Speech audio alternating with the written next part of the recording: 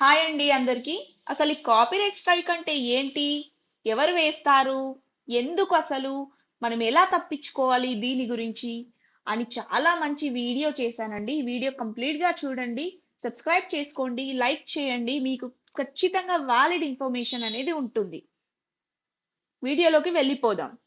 మీరు అనుమతి లేకుండా మీ వీడియోలో వేరే వాళ్ళ చేత కాపీరైట్ చేయబడిన పాటలు లేదా చిత్రాలు, వీడియో క్లిప్పింగ్స్ వంటివి వాడితే ఆ కాపీరైట్ కంటెంట్ యొక్క ఓనర్ ఉంటారు కదండి, ఆ ఓనర్ ఎవరైనా కావచ్చు.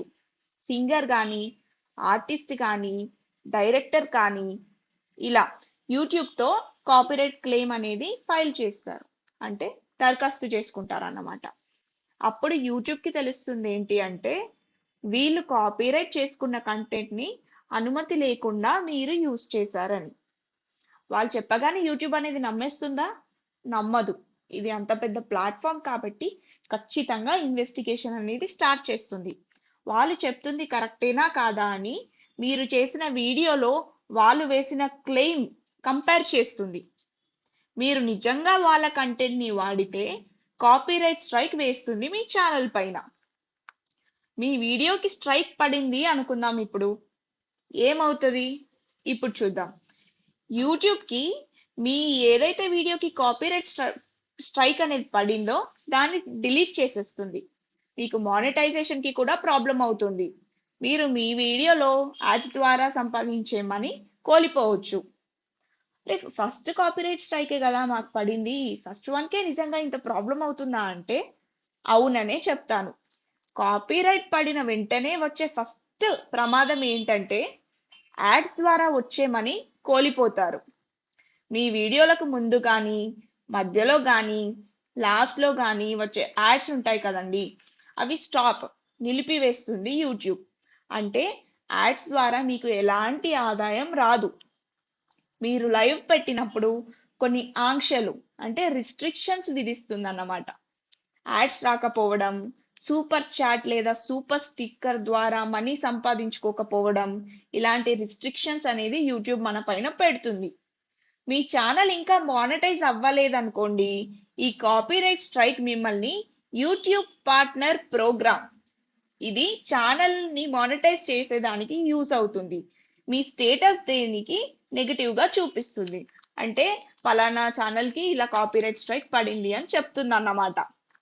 ఏ టైప్ ఆఫ్ రిస్ట్రిక్షన్స్ మీ వీడియో పైన వేయాలో కంప్లీట్ గా మీ కాపీరైట్ క్లెయిమ్ చేసిన వాళ్ళపైనే ఉంటుంది. అంటే ఇప్పుడు మీరు ఎగ్జాంపుల్ ఒక చిన్న షార్ట్, ఏదో ఒక షార్ట్ అనేది అప్లోడ్ చేశారనుకోండి, చిన్నదే కాబట్టి కొంచెం చిన్న యాక్షన్ ఉంటుంది. అలా కాకుండా ఒక పెద్ద వీడియో అప్లోడ్ చేశారు, లేక ఒక పెద్ద సాంగ్ అనేది అప్లోడ్ చేశారనుకోండి, యాక్షన్ అనేది కూడా కొంచెం సివియర్ గానే ఉంటుంది. అండ్ ఇంకొక బేస్ పైన కూడా ఇది చెక్ చేస్తారు. ఎలా అంటే మీకు ఆల్రెడీ మీ ఛానల్ పైన ఒకటి లేదా రెండు కాపీరైట్ స్ట్రైక్ ముందే పడాయి అనుకోండి, ఆల్రెడీ పడ్డాయి ఒకటి లేదా రెండు, థర్డ్ వన్ అనుకోండి, అది చాలా సివియర్ గా ఉంటుంది.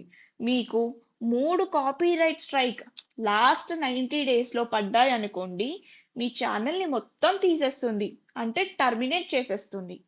మీరు ఇప్పటివరకు చేసిన వీడియోస్, కష్టపడి సంపాదించిన సబ్స్క్రైబర్లు మొత్తం బూడిదలో పోసిన పన్నీరే. అందుకే చాలా జాగ్రత్తగా ఉండాలండి. యూట్యూబ్ స్టార్ట్ చేశాను కదా అని ఇష్టం వచ్చినట్టు లైక్స్ కోసం, వ్యూస్ కోసం ఏది పడితే ఆ కంటెంట్ అనేది అప్లోడ్ చేయకండి. కాపీరైట్ స్ట్రైక్ రాకుండా ఉండాలంటే ఏం చేయాలో ఇప్పుడు తెలుసుకుందాం.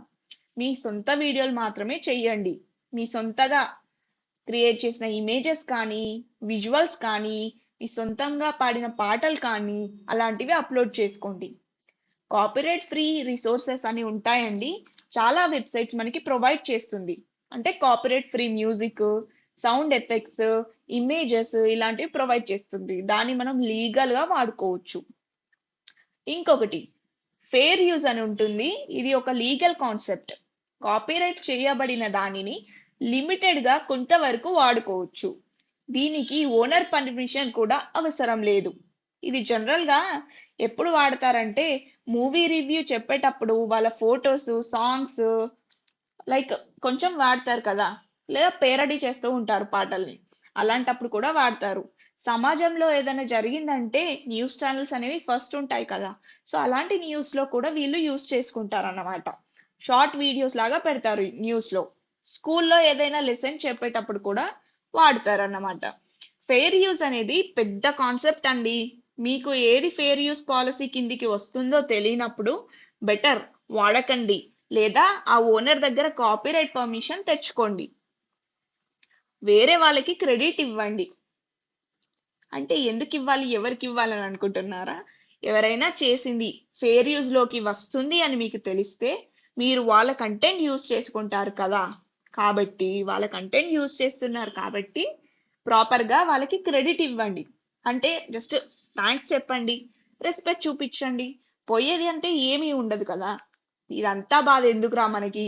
ఈ కాపీరైట్స్ గోల ఎందుకు మనకి? అవసరమే లేదు అనుకుంటే, మీ ఒరిజినల్ కంటెంట్ వీడియోసే చేయండి. కాపీరైట్ గురించి మీకు మొత్తం అర్థమైందని అనుకుంటున్నాను.